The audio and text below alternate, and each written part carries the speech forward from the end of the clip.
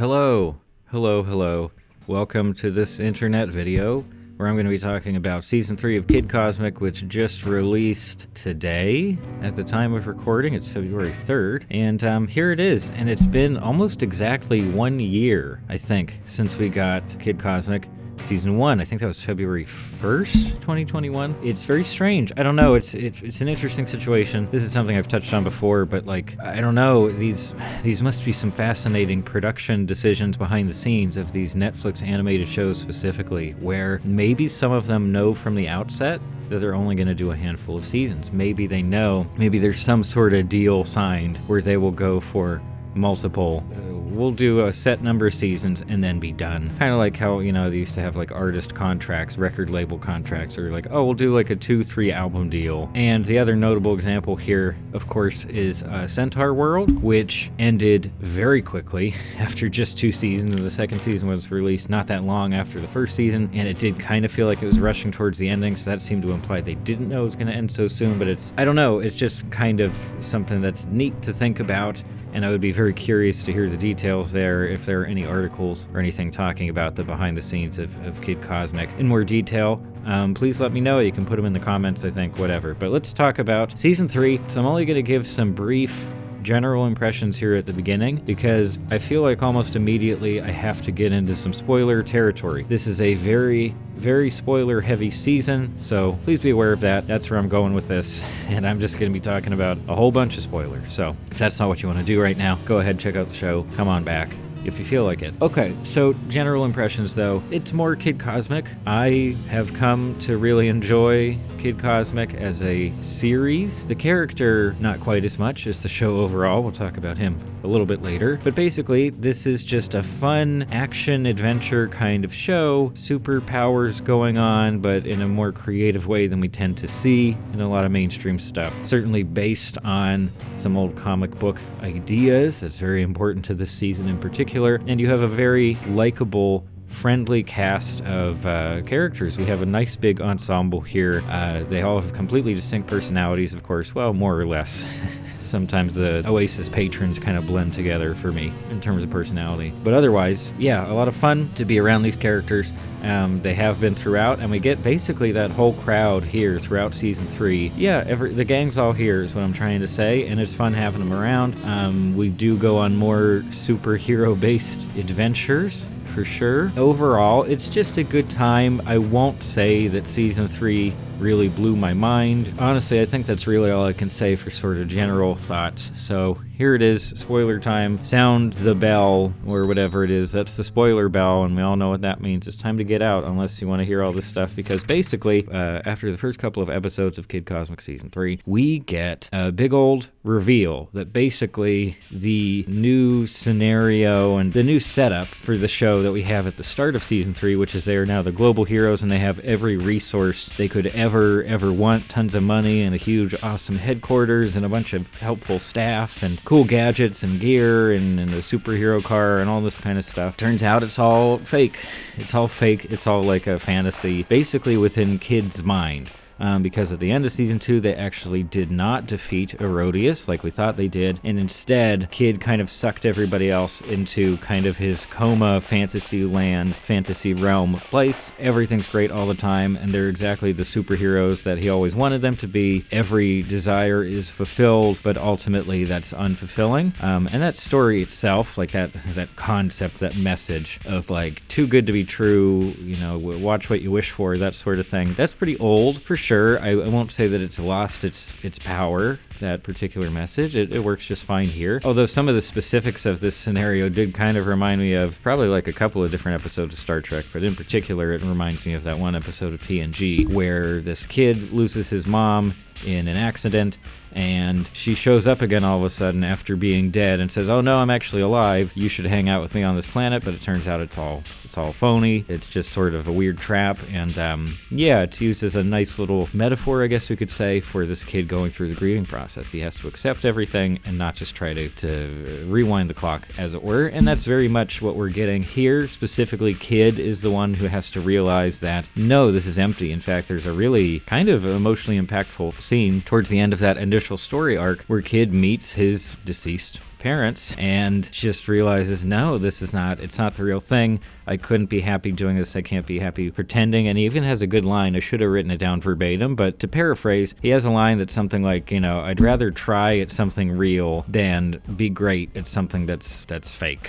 Something along those lines. I was like, that's a nice little line. And it definitely fits in with the show's messaging, or maybe its tone overall, of just the sense of positivity and empathy and helping other people out. It's a very, very wholesome show, both in terms of its content and its messaging. So anyway, that's just a little setup. Yeah, I think it's just like 2-3 episodes we get of that. They realize it's all fake, and then they have to go back and, Herodias is not defeated at all. Thantos is still hanging around being a big jerk. They have to actually save the day this time around, to stop Herodias from consuming planet Earth. Of course, it was going to be saving the whole planet as the concluding arc to this series. Makes perfect sense. What else? There were a couple of, especially in the fantasy episodes, there were some interesting just little moments and ideas. For example, there's a villain, I think it's Doku Doomed Harrian, and it's this villain that's clearly based on Werner Herzog, which is fun. Like, it was really well done. I really enjoyed that. That was really fun. Fun villains in that section. And I guess there are little tip-offs, too, in that arc before the show itself kind of tells you that everything's fake. You definitely get a bad vibe from everything, in terms of everything just being so perfect. So it's kind of a reverse bad vibe, I guess. And another really nice detail I thought was the design of the superhero car, the magic superhero car that's like exactly what Kid wants and serves their every need, is that it very much looks like what some young kid would want. Like, it kind of looks like an RC car. Like, it's kind of corny and weird looking and way too extreme with a capital X. So if you're really paying attention and if you're really in tune to how this show handles twists and creative scenarios, then you could probably pick up on that beforehand, that everything's phony. But I almost got there. I didn't quite figure it out before the show just told me what was going on. I don't know. That's a neat concept. It's also kind of feels like a Twilight Zone type concept of just like, it's a metaphor for a human experience thing, but in this weird, uncomfortable, almost horror setting sometimes. But as for saving the day and everything, I don't know. I wasn't thrilled with like actually defeating Herodias. It's still very well done. The show handles action very well in general, at least in my opinion. It's all built on that foundation of character interaction. So once the characters have their stuff figured out and they're ready to do what they need to do, that's when they actually succeed. When they're not ready to do that kind of stuff, they're messing up, they're getting in each other's way. Yeah, they're not making any progress. So that was, what we've come to expect from the first 2 seasons of the show. I wasn't crazy about the whole saving the Earth thing, and then the most interesting part, we get some great backstory on Papa G. First we get, almost reminiscent of the Jessie sappy song moment in Toy Story 2, but we get the backstory of Papa G and Kid's parents die, he goes to live with Papa G. We get this uplifting song, I guess it's supposed to be a heartfelt song in the background as they sort of start to connect. And they start to, enjoy being around each other and adjust to their new life. Kid and Papa G are at the center. Kid more so at the center. Papa G's in close orbit. And Joe, unfortunately, I think gets pushed a little bit further towards the edge. I really enjoyed when Joe was the focus of season 2. I think she's a really interesting character, a very relatable character in a lot of ways. She's here. She's still very important to the story, but it's not her season. It's back to Kid, as was, the focus of season 1 was definitely Kid 2. And the Papa G backstory turns out he's very, very old, and he just happened to come across a magic space crystal that keeps him young. I just think that's hilarious, both in terms of the concept and the fact that nobody ever thought to actually ask him how old he is or like find out how old he is. It's just fun. There is a weird sort of thing to talk about with the very end of the show, is that we basically get a cool down episode that's almost all just a resolution. Basically, the government says, hey, you saved the world, thank you very much. Here's a bunch of money, but you can't tell anybody about this ever.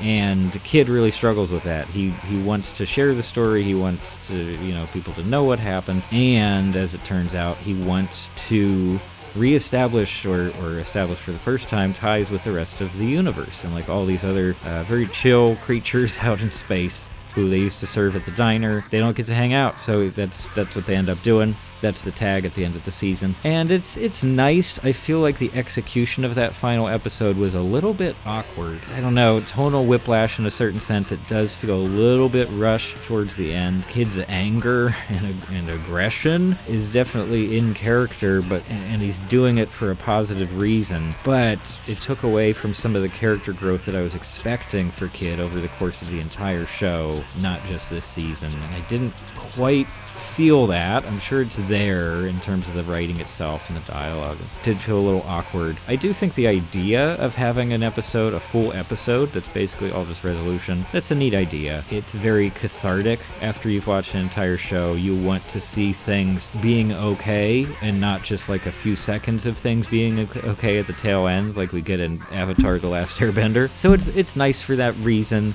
I do think the season overall has served as a pretty good conclusion to the show. And going back to what I mentioned at the very top, this idea that they must have known, at least for a good while now, that the show wasn't going to run for very long, or they knew how they were going to end it, more or less. And overall, I think it's a pretty good job. Like I said, it's not vastly different from the other seasons. It's not suddenly a completely different tone. It's not somehow more impressive than the other seasons. But what's here does work well. It's a very consistent show. I mean, if it was only made over the course of a year or two, I guess that makes sense, that they were just kind of in the groove, so they just kept going. But it's still darn good, and if you are already a fan of the Kid Cosmic shtick and the characters and the scenarios, I do think it gives you what you would want. And that's probably about it, really. Again, very positive thoughts. This is just my impression stuff right after watching it. I do want to let it sit for a while. Also, I'll be streaming later today, actually. Hopefully this video goes up today. And later on, so we can always talk about it in more depth in that kind of a setting. But for now, that's it. Thanks for stopping by.